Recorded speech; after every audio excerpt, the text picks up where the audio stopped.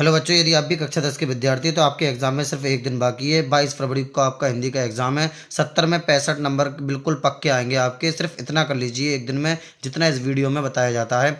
तो गद्यांश, बेटा गद्यांश हमें क्या करना है? सिर्फ मित्रता, ममता और ईर्ष्या तू न गई मेरे मन से।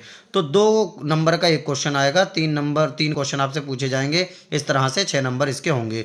मित्रता के लेखक कौन है? आचार्य रामचंद्र शुक्ल। ममता के जयशंकर प्रसाद। और ईर्ष्या तू न गई मेरे मन से बेटा रामधारी सिंह दिनकर। पद्यांश हमें सिर्फ 3 के पढ़ना है। किस किस के? सूरदास, तुलसीदास, रसखान और राम नरेश त्रिपाठी स्वदेश प्रेम भी हम पढ़ लेंगे। इन 4 में से आपको पद्यांश गारंटेड देखने को मिल जाएगा। वीडियो को एंड तक देखिए, इसमें एक एक चीज़ आपको बताई जाएगी। निबंध कौन सा करा जाए, कौन सी चीज़ क्या करी जाए, जिससे कि आपके पूरे पूरे मार्क्स आ सकें। गद्य लेखक में सिर्फ आप 3 देख लीजिए मात्र। रामचंद्र शुक्ल, जयशंकर प्रसाद और डॉक्टर राजेंद्र प्रसाद। 5 नंबर का आता है बेटा। 3 नंबर का हमें जीवन परिचय लिखना होता है और 2 नंबर की एक रचना का नाम लिखना होता है। इन 3 का हम जीवन परिचय बस देख लेंगे। और पद में भी आप 3 के देख लीजिए, लेकिन एक आध का और देख लेना। पद में सूरदास, तुलसीदास और रसखान। 5 नंबर का आएगा बेटा। 3 नंबर की जीवन परिचय और 2 नंबर की एक रचना होगी। अगला संस्कृत गद्यांश जो होता है उसमें अनुवाद करना। सिर्फ 3 पार्ट के देख लीजिए बेटा। रात को शाम को 7 बजे लाइव आएंगे हम। पूरी हिंदी का सफाया करा जाएगा, इसलिए शाम को 7 बजे लाइव आना ना भूलें। तो संस्कृत गद्यांश अनुवाद के लिए कौन कौन से पार्ट महत्वपूर्ण है? वाराणसी, प्रबुद्धो ग्रामीण, भारतीय संस्कृति। इसमें बेटा एक बात ध्यान रखना, 2 नंबर का तो सिर्फ संदर्भ होता है और संदर्भ में इसमें संस्कृत वाले में लेखक का नाम नहीं होता है। 3 नंबर का अनुवाद आपको बहुत ही अच्छे तरीके से समझाए जाएंगे। शाम को 7 बजे आप लाइव जरूर आइए। करना क्या क्या है देखो। अब संस्कृत पद्यांश में अनियुक्ति विलास और जीवन सूत्राणी बस। बेटा एक श्लोक लिखना होता है, 2 नंबर का आता है। सिर्फ एक श्लोक 2 नंबर का आता है।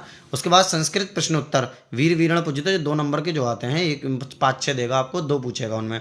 वीर वीरण पूजिते, कैनकी वर्धिते, प्रबुद्धो ग्रामीण।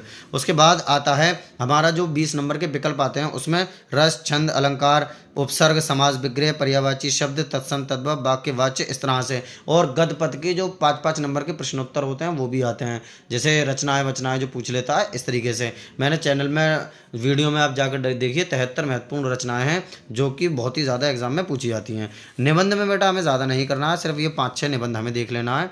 कौन कौन से? पर्यावरण प्रदूषण, छात्र अनुशासन, विज्ञान, स्वदेश प्रेम, वन महोत्सव। लेकिन निबंध में एक बात खास ध्यान रखना है। क्या बात ध्यान रखना है बेटा खास? उसमें रूपरेखा जरूर लिखनी है। रूपरेखा के बाद प्रस्तावना, हेडिंग जरूर डालना, आखिर में उपसंहार। खंड काव्य में आपका जो भी खंड काव्य है, तुमुल खंड काव्य, उसके नायक और प्रतिनायक का चरित्र चित्रण जो है तैयार कर लीजिए, उसमें से आ जाएगा। हाँ, एक चीज़ इसमें बेटा रह गई, पत्र लेखन।